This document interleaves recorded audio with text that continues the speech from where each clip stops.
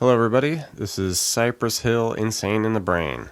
Another fun exercise in interpolating sampled hip-hop or electronic things into guitar using various techniques and effects. And this will have plenty of them for sure. To start though, we can just get into the bass line, and it's not too big of a deal because it's just pretty much a sampled kind of a stand-up sounding bass. So you kind of just want that lower kind of muffled tone. So I'll just put it on like the rhythm pickup here, and maybe just use my fingers on it. And it's pretty simple. It's just a D, open D, okay, and then 3 A notes. Okay. And I like to just play them open, because then that'll let me get to this that whistle sample that really is recognizable from the song. Because then I can hit the bass notes and then come all the way up to the 17th fret of the E.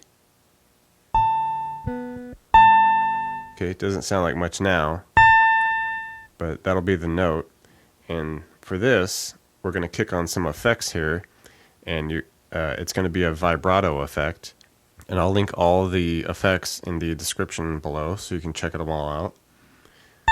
Okay, so it'll be a vibrato effect, and I can just toggle between that effect and this normal bass effect.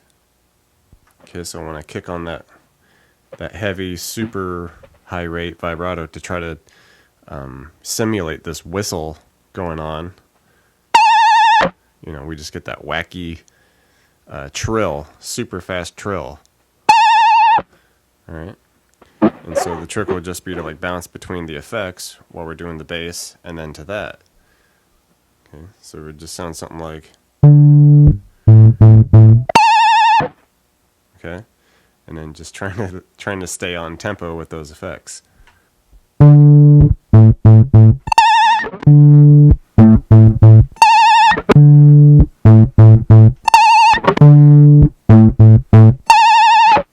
Alright, and then there's a little bit of a rhythm chord that's happening during the song here, where it's just kind of hitting a little part of a D.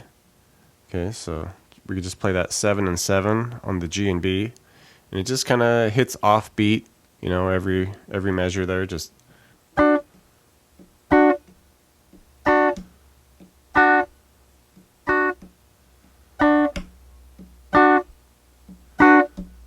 Just a little chord that's just chilling in the background there.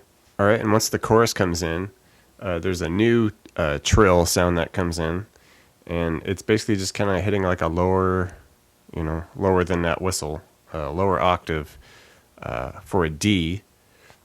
And we could play that here, which would be the 3rd fret of the B, but we want to start this on the 2nd fret and have it pre-bent, so that we're at a D note on that 2nd fret because it's bent up to the D. And we'd start it there because we want to be bending below this D, just back and forth up to it. So we'll be here and we'll just be giving it a little bend. Okay. Something like that. And it just keeps going because it's a looped sample.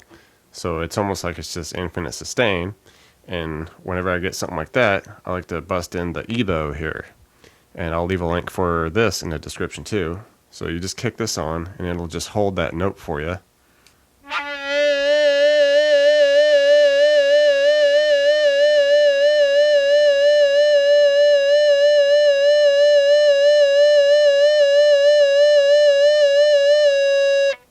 Okay, and during the 2nd verse, about halfway through it just kind of drops. There's like a record scratch, and then it just kind of drops.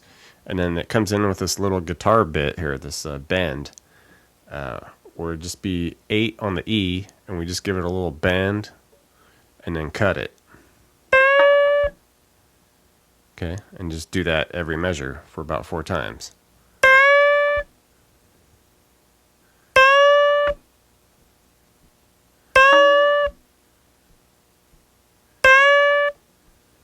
All right. And then after that, it just kind of comes up and does this slide up to 10 on the E, and slides up and then just hits it a few times. Okay.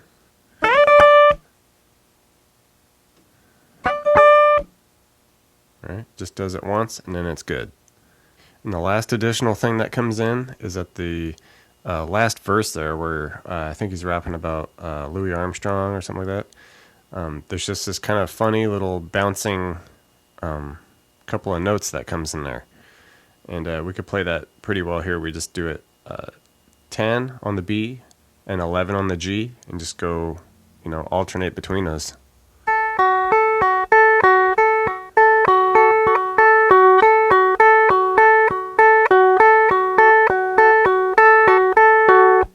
All right, thanks a lot for checking this out. Like I said, a little fun exercise trying to make things work on guitar.